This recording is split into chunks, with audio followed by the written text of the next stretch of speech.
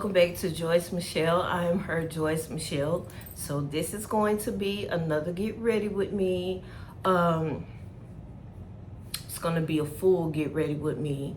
We're going to do face, of course. I didn't film me doing the hair. All I did, this is the same UNice wig, and I love her because she can switch it up. So y'all know I will link everything in the description box below. It will either be in my LTK storefront or my ShopMy storefront.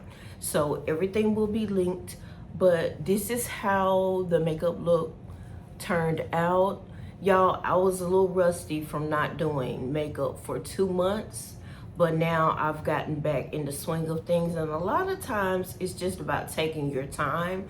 That's why doing your makeup is not only just getting all dressed up and all dolled up, but it's actually also self-care, because you get to sit there and concentrate on you, your features, and everything like that. So hopefully you all will take the time to watch this get ready with me from beginning to the end.